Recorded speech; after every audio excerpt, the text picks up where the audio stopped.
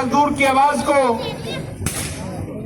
एक छोटे से गांव से लेकर देश की सबसे बड़ी पंचायत पार्लियामेंट के पटल तक पहुंचाने का काम किया। मैं बुलाना चाहूंगा बहुत ही क्रांतिकारी, बहुत ही ओजस्वी वक्ता भाई चंद्रशेखर आजाद जी को जोरदार तालियां।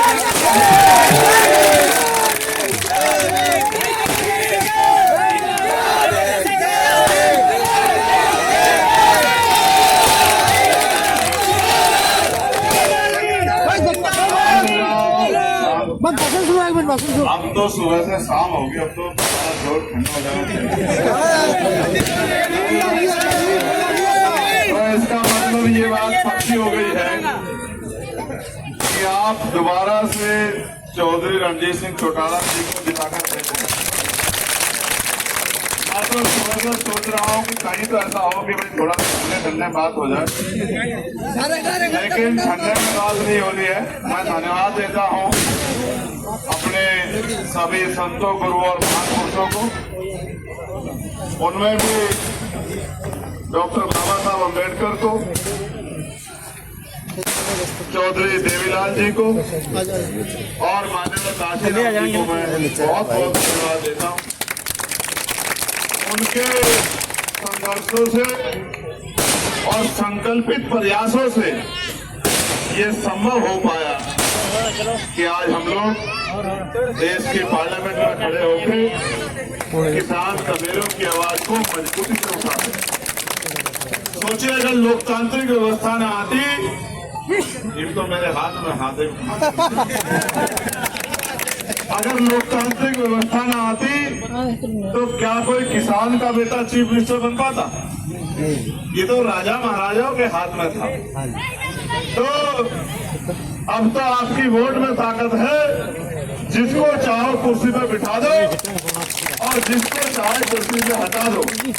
एक बात की शिकायत तो हरियाणा से है और जब तक रहेगी, जब तक हरियाणा इस भूल को सुधार नहीं लेता कि पहले हरियाणा तय करता था कि दिल्ली की कुर्सी पे कौन बैठेगा, अब दिल्ली तय कर रही है कि हरियाणा की कुर्सी पे कौन बैठेगा। ये बहुत तकलीफ की बात है। तो दिल्ली वालों के हिसाब से जो कुर्सी पर बैठेगा तो वो हरियाणा की बात को उतनी गंभीरता से नहीं सुनेगा जितनी गंभीरता से हरियाणा की बात को सुनते हैं। इसलिए मैं आपसे अपील करता हूं, बहादुर योद्धाओं, अपनी हिम्मत को मत भूलो और अपने बीच के काम करने वालों को ताकत देके भेजो। दिल्ली में बैठे लोग आपका फैसला नहीं करेंगे, हरियाणा में बैठे लोग तय करेंगे कि दिल्ली कैसे चलेगी, क्योंकि तीन तीन तरफ से आप दिल्ली को घेर कर रखते हैं। देवीलाल जी और उनके सहयोगियों के रूप में जब एक जगह से कोई मजबूत नेता खड़ा होता है, उसके साथ लोग खड़े होते हैं, तो पूरा देश ताऊ देवीलाल जी और माननीय काशीराम जी के साथ एकजुट होकर खड़ा होता था। तो दिल्ली में बैठी सरकारें आपकी मांग को सुबह आप सुनाते थे, शाम के समय मान लेती। अब आपके इस वजह से ये मांगे भी नहीं मानी जाती और आपका बल भी कमजोर पड़ा है। मैं हरियाणा की ताकत को जानता हूं, इतिहास हरियाणा के लिए गवाही देता है। मैं आपसे अपील करता हूं कि यहाँ चौधरी रणजीत सिंह जी आपकी मजबूत आवाज है। एक एक वोट गन्ना किसान के इंसान पर डालकर 5 तारीख को इनको कामयाब बनाकर ये बता देना कि आप अपने बल को भूले नहीं हो। साथ साथ 2 तारीख को हमारे डबवाली का और रानिया का संयुक्त जलसा ऑर्डर में रखा गया है।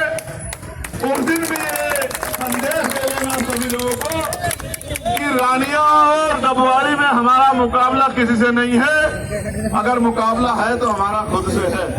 जितनी मेहनत करेंगे जीत होगी, मेहनत कम करेंगे तो जीत का अंतर कम होगा, मेहनत ज्यादा करेंगे तो जीत का अंतर बढ़ जाएगा। मैं तो भीम आर्मी आजाद समाज पार्टी के बहादुर नौजवानों से कहना चाहता हूँ, आपने मेरी हर बात पे पहरा दिया है। जब जब मैंने आपके सामने कोई भी सवाल खड़ा किया, चाहे वो दिल्ली की सरकारों का सवाल हो या उत्तर प्रदेश की सरकारों का सवाल हो, आपने मेरी एक बात पे खड़े होकर अपनी शक्ति का एहसास कराया। आप इस काम को पिछली बार भी आपने आगे बढ़ाया, लेकिन इस बार तो मैं भी आपके बीच में था और मेरा जोर जो है वो मेरे साथियों पे आप ही जानते हैं और किसी पे मेरा जोर नहीं है। मैं दिग्विजय में मेरा जोर है, वो मेरा भाई है। चौधरी रणजीत सिंह जी मेरे बड़े और भी मेरा जोर है। मैं उनसे भी परिवार का छोटा होने के नाते उनसे भी जो है कह सकता हूँ किसी भी काम के लिए अपनी ताकत बना लेना, क्योंकि राजकाज के बगैर कोई बढ़ नहीं पाएगी बात, समझे हो? तो अपनी एक एक वोट को 5 तारीख को गंगा किसान के निशान पर रानिया में और चाबी के निशान पर डबवाली में डालकर मैं एक बात और याद दिलाता हूँ। मैं इस किसान कमेरों की एकता को बढ़ाने के लिए उत्तर प्रदेश में मैंने प्रयास किया था और प्रयास इतना शानदार था कि जो सीट 3 बार से भारतीय जनता पार्टी जीती हुई थी उस सीट को हमने खतौली को आप चेक कराना, मैंने और जयंत चौधरी ने मिलकर दोपहर 11 बजे जीत लिया।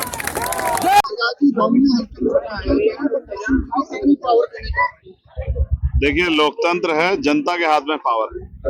मैं भी, चौधरी रणजीत सिंह जी भी, हम लोग तो जनता से अपील कर रहे हैं।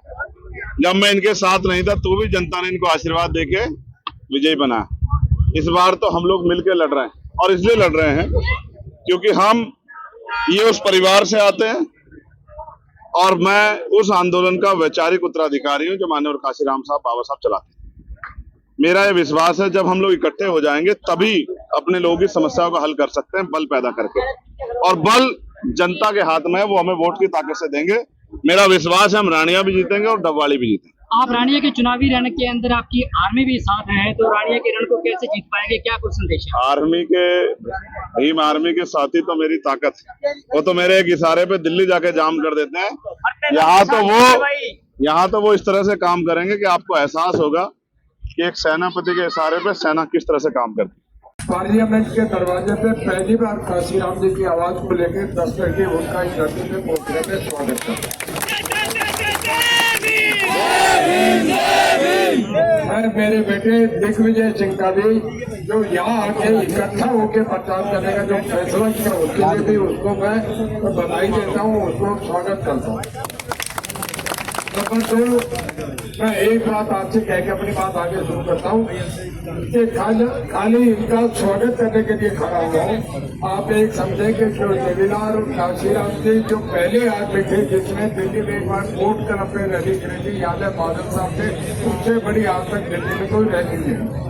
उनके विचारों को लेके और इन्होंने एक बात में सब तय कर दिया कि हरियाणा दिल्ली का तय करता था कि दिल्ली प्रधानमंत्री कौन बने। आज ये तय हो गया कि दिल्ली वाले तय करेंगे हरियाणा के मुख्यमंत्री कौन बने। इस बात से सब बात है। मैं सब जितने या भीम आर्मी के शिष्य है मैं उनका धन्यवाद करता हूँ कि बहुत बड़ी संख्या में आके आपने इनका स्वागत करा, गाँव वालों ने इनका स्वागत करा, इसके लिए मैं धन्यवाद करता हूँ। मैं रोज आपके लिए करता हूँ, बोलता रहूँगा।